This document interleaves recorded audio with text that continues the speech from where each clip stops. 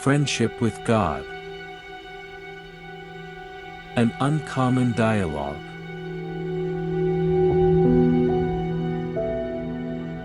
'15.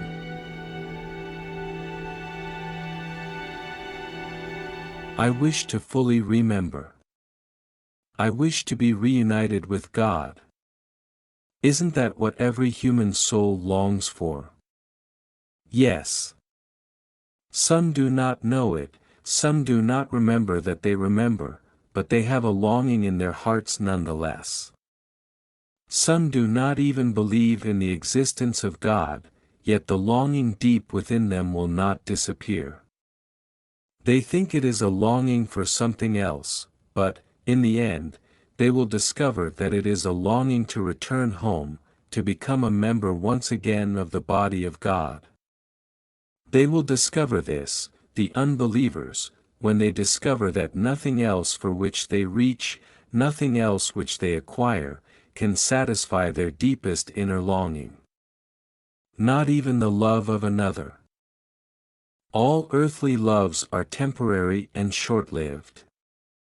Even the love of a lifetime, a partnership which lasts for half a century or more, is short-lived compared to the life of the soul, which is without end. And this the soul will realize, if not before, then at the moment of what you call death. For the soul will know in that moment that there is no death, that life is everlasting, and that you have always been, are now, and always will be, world without end. When the soul realizes this, it will also realize the temporary nature of what it thought to be a permanent love. And then, on its next journey into physical life, it will understand more deeply, it will remember more easily, and it will know that all that one loves in physical life is short-lived. Transient. Somehow, that seems so desolate. It seems to take the joy out of love for me.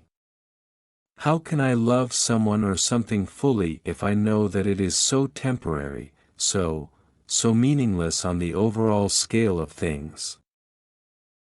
I did not say anything about it being meaningless. Nothing about love is meaningless. Love is the meaning of life itself.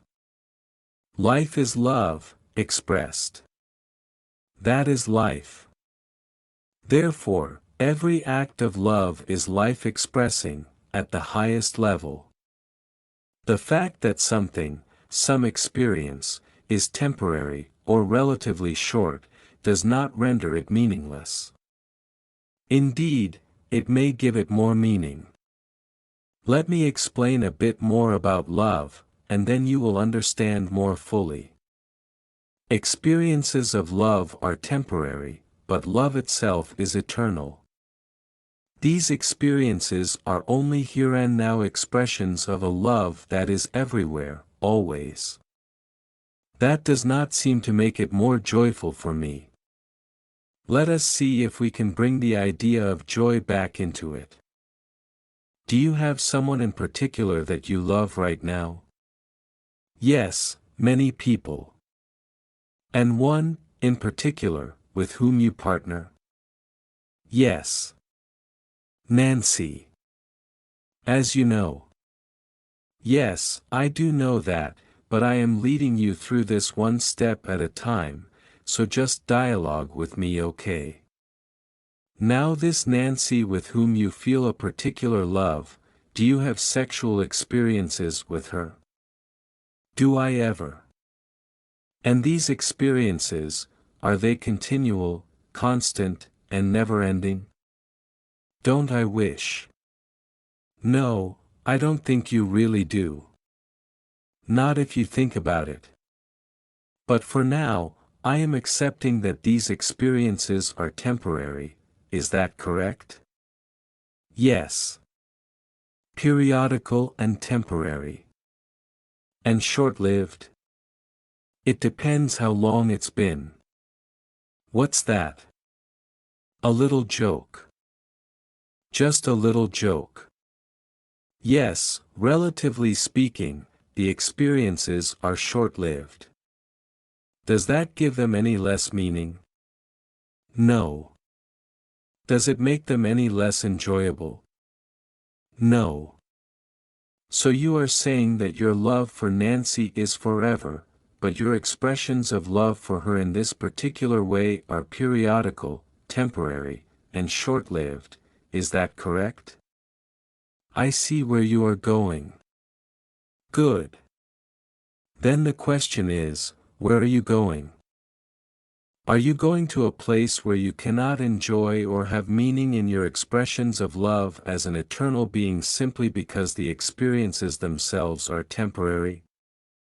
Or are you going to a place of greater understanding that allows you to love full out what you love when you love it, even knowing that the experience of love in that particular form is temporary?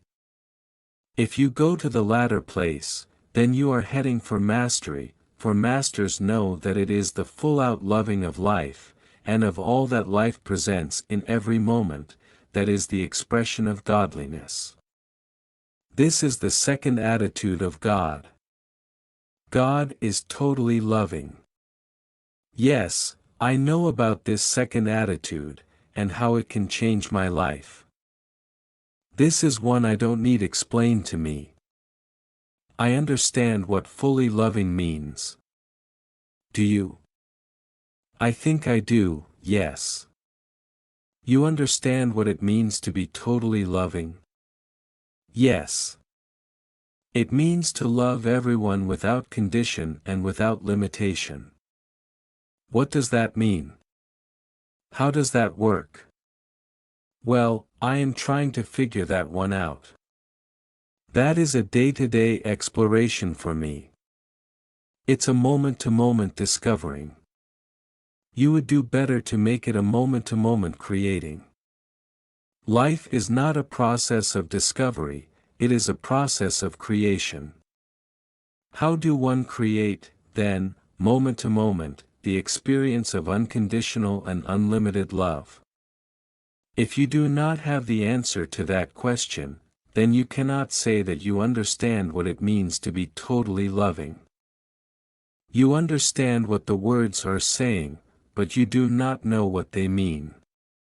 As a practical matter, they have no meaning.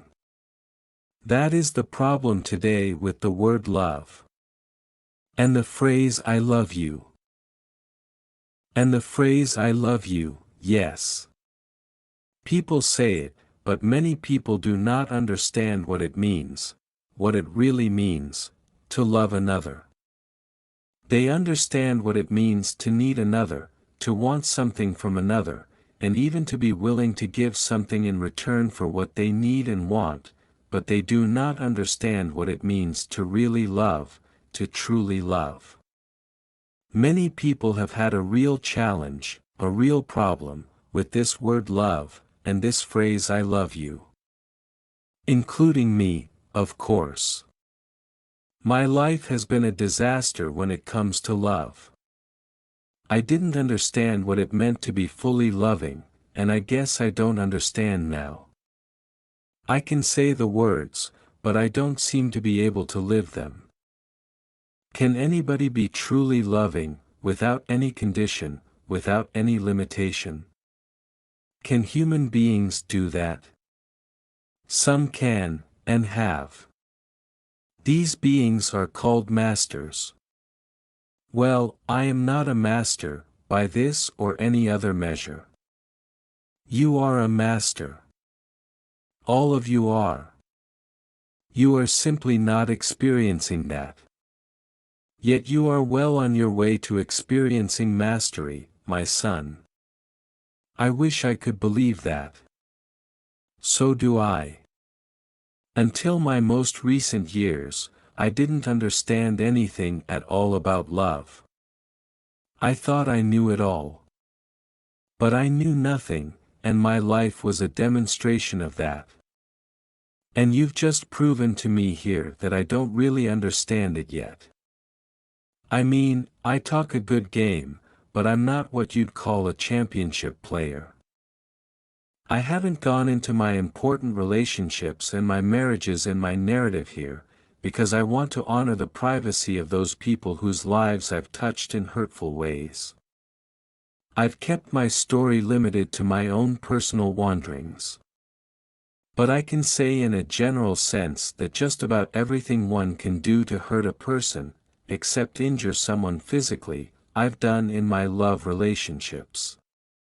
Just about every mistake one can make, I've made. Just about every selfish, insensitive, non-caring thing one can do, I've done. I married for the first time when I was 21.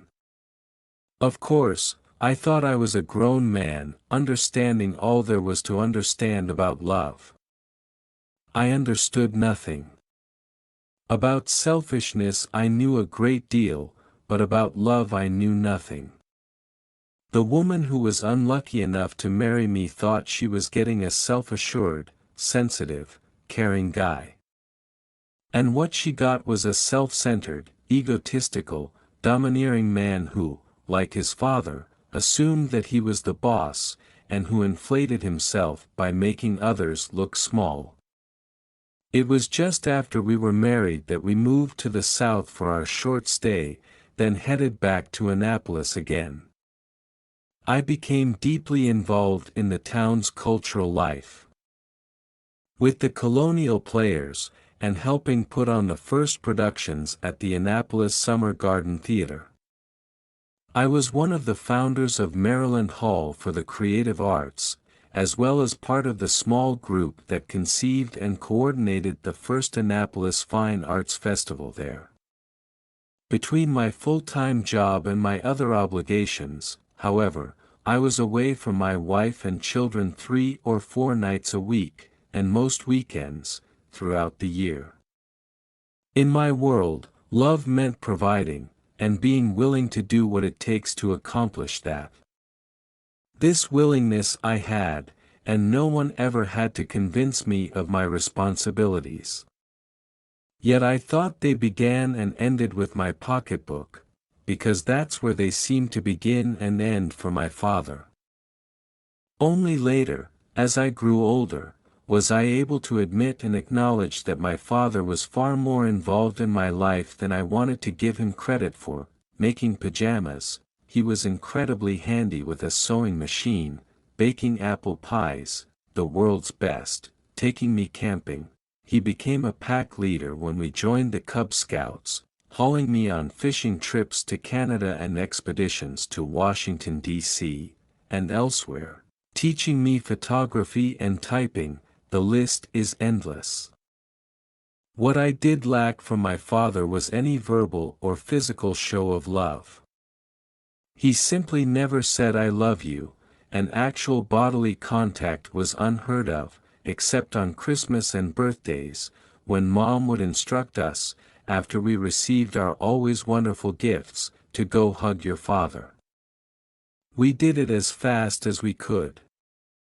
It was a cursory closeness. To me, Dad was the source of authority in the house. Mom was the source of love. Dad's edicts and decisions, his wieldings of power, were often arbitrary and heavy-handed, and Mom was the voice of compassion and patience and leniency. We went to her with our pleas that she help us get around Dad's rules and restrictions, or get him to change his mind. She often did. Together, they played a very good game of good cop/bad cop. I imagine that this was a fairly typical model of parenting in the 1940s and 1950s, and I simply adopted the model in the 60s, with some modifications. I made it a point to constantly tell my children that I loved them, and to hug and kiss them a lot, whenever I was around them. I simply was not around them very much. In the model I was given, it was the woman's job to be with the kids, while the man went out into the world and did things. One of the things I eventually wound up doing was having flings with other women, and finally, a full-fledged affair. That led to the end of my first marriage, and turned into my second. I was never proud of the way I behaved, and my deep sense of guilt only ripened through the years. I've apologized to my first wife many times, and, because she is and has always been a gracious person, we have maintained cordiality for many years. But I know that I hurt her deeply, and I wish there were some way a person could go back and redo, or undo, or at least do a different way, what was done. My second marriage failed, and led to a third, which also ultimately failed. I didn't seem to know how to hold on to a relationship, and the reason was that I didn't seem to know how to give. I held, although not consciously, I don't think, the extraordinarily selfish and immature view that relationships existed to bring me pleasure and convenience, and that the challenge was to keep them going while giving up as little of myself as possible. In truth, that is what romantic relationships felt like to me, interactions requiring me to give up bits and pieces of myself until I had all but disappeared. I didn't want that, and yet I didn't seem to know how I could be happy without a significant other in my life. So it was always a question of how much of myself I was willing to sell out in order to have the security of a permanent source of love, companionship, and affection, sex, in my life. As I said, I'm not very proud of any of this. I'm trying to be transparent here. My friend Reverend Mary Mainin Morrissey, founder of the Living Enrichment Center in Wilsonville, Oregon, calls me a recovering male. By the end of my third marriage I thought I was ready to quit, but I was actually to go through this 2 more times before I was able to make a long-term relationship work. In the process I fathered 7 more children, 4 with a woman with whom I had a long-term relationship without becoming married.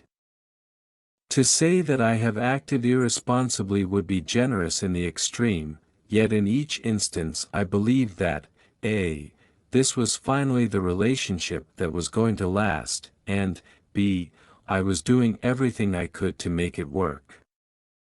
Given my complete misunderstanding then of what love really is, I realize now how empty those words were. And I wish that I could say that these behaviors were limited to those partnerships, but that would not be telling the half of it. Along the way and in between, I involved myself with many other women, conducting myself with equal immaturity and selfishness. Now, I fully realize that there are no victims and no villains in these matters, and that all life experiences are co-creations, but I acknowledge the huge role that I played in these scenarios. I see the pattern that it took me 30 years to break, and those are ugly realities I am unwilling to try to cover up with New Age aphorisms. So it is not surprising, then, that in my late 40s I found myself alone. And, as I have said before, my career and health were in no better shape than my love life. It was with hopelessness that I watched my 50th birthday approaching. This was the state of things when I awoke in utter despair in the middle of a February night in 1992 and wrote an angry letter to God. I can't tell you how much it's meant to me that God answered. It meant a lot to me, too. But I often wonder, why did this happen to me? I'm not worthy. Everyone is worthy of having a conversation with God. That was the whole point. Yet I could not make that point by preaching to the choir. Okay, but why me? There are many people who have led less than perfect lives. Why choose me? That's the question so many people ask. Why you, Neale, and not me? And what do you say? I say that God talks to everyone, all of the time. The question is not, to whom does God talk? But, who listens? Excellent. That is an excellent answer. It should be. You gave it to me. But now I have to ask you to answer my earlier question. How do I create, moment to moment, the experience of unconditional and unlimited love? How can I adopt the godly attitude of being fully loving? To be fully loving is to be completely natural. Loving is the natural thing to do. It is not normal, but it is natural. Explain that difference to me again. Normal is a word used to denote what is usual, commonplace, consistent. The word natural is used to denote the basic nature of a thing.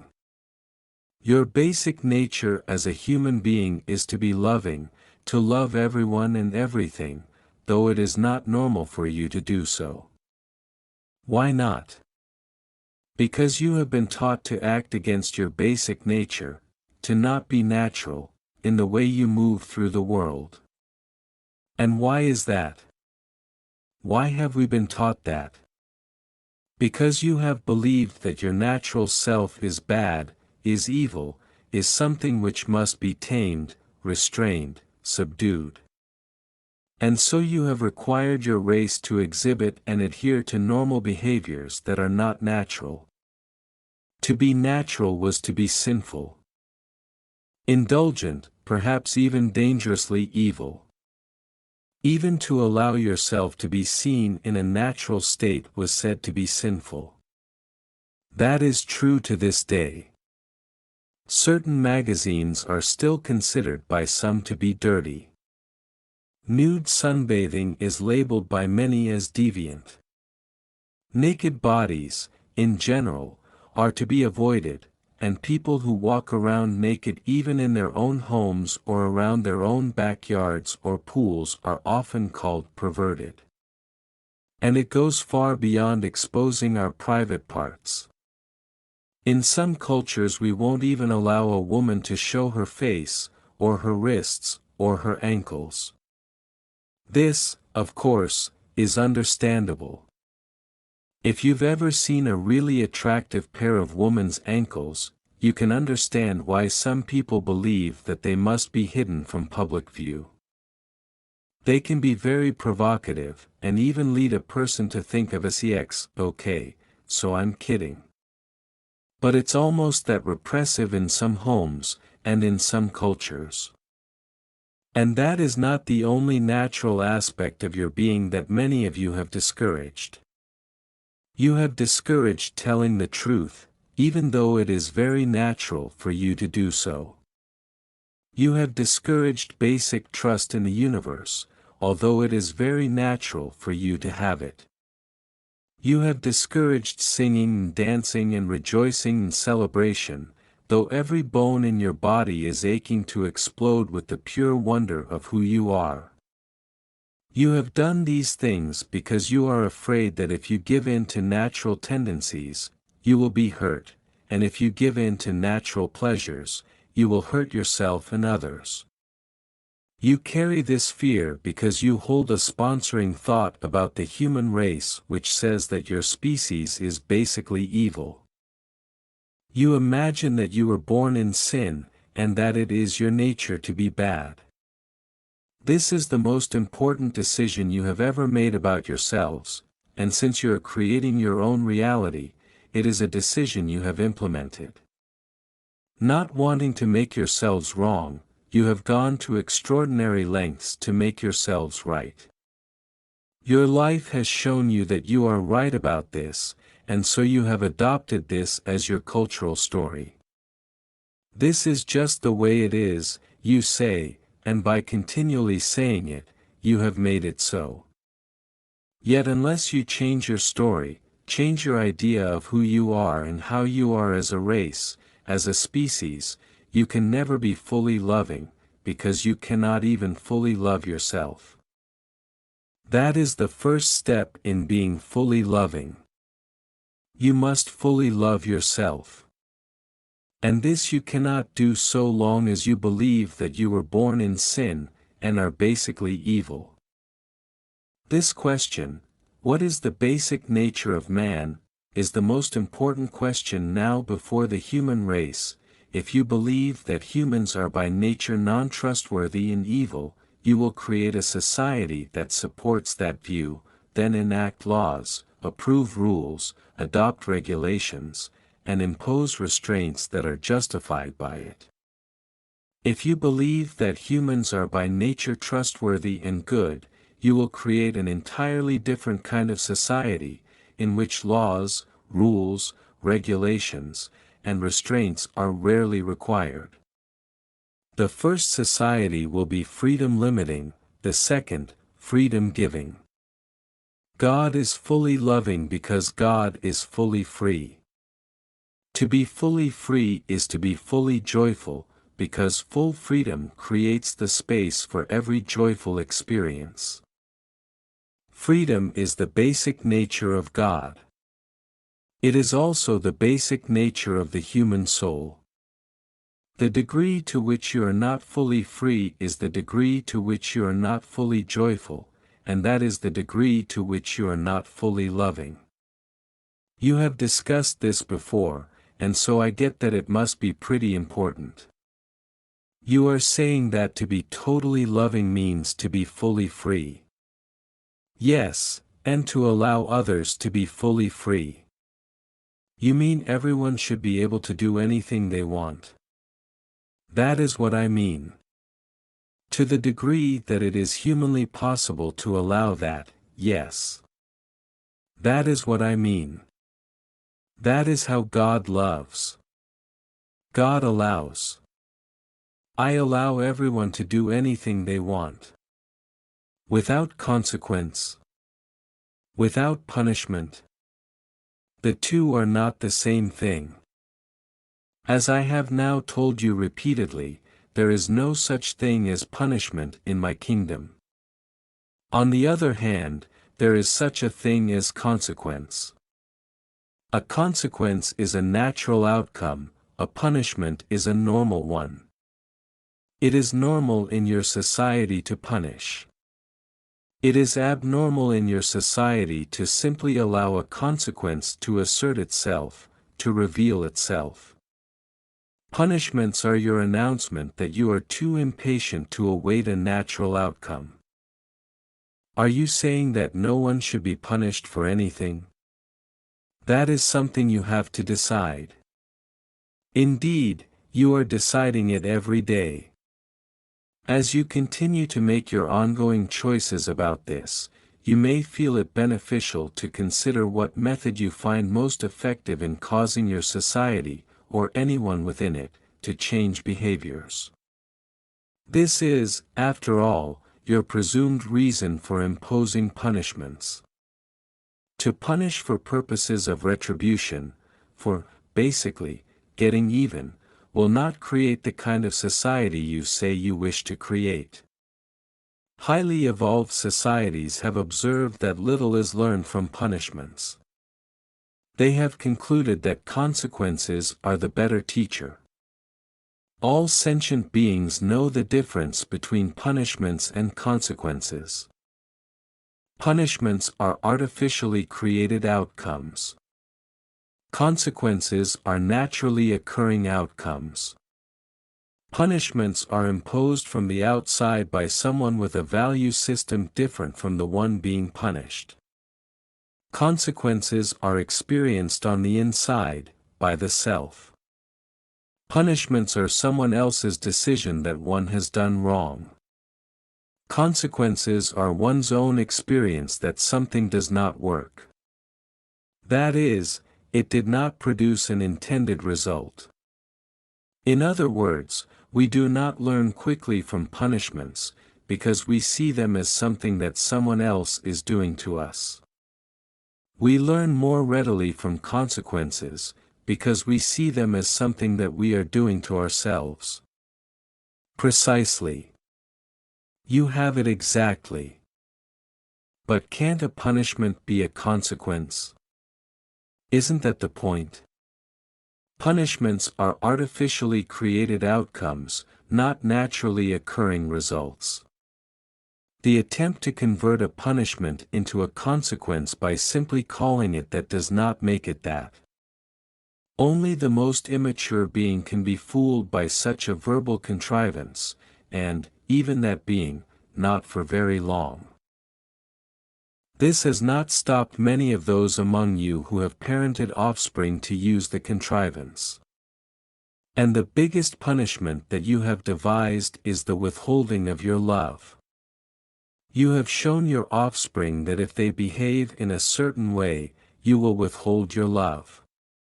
It is by the granting the withholding of your love that you have sought to regulate and modify, to control and to create, your children's behaviors.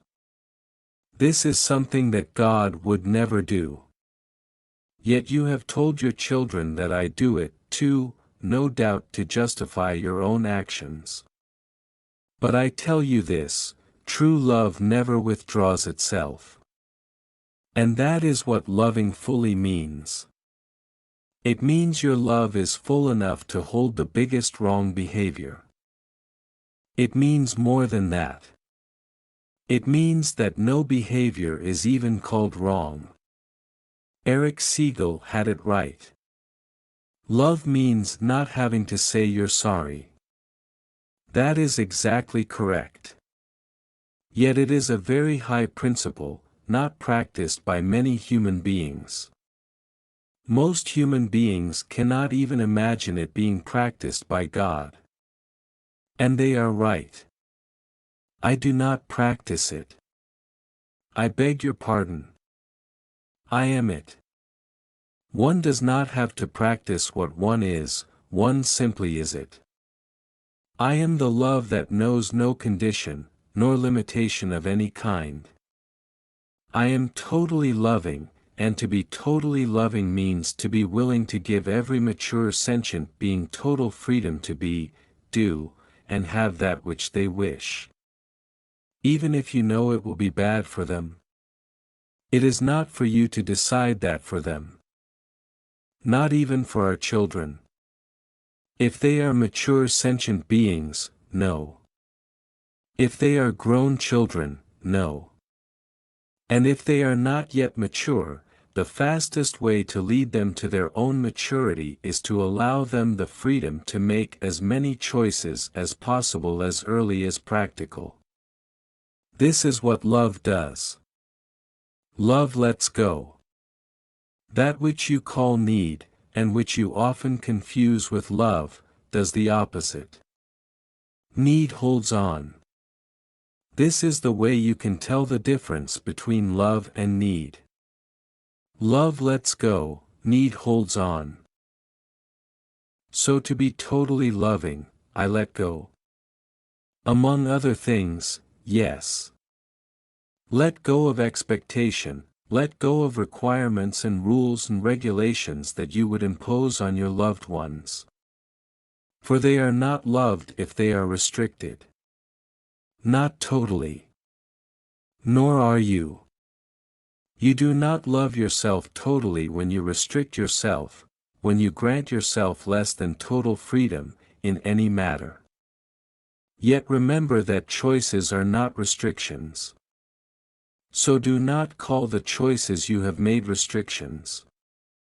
And lovingly provide for your offspring, and all your loved ones, all the information that you feel you may have, to help them make good choices, good being defined here as those choices most likely to produce a particular desired result. As well as what you know to be their largest desired result, a happy life. Share what you know about that. Offer what you have come to understand. Yet do not seek to impose your ideas, your rules, your choices upon another. And do not withhold your love should another make choices you would not make. Indeed, if you believe their choices to have been poor ones, that is precisely the time to show your love.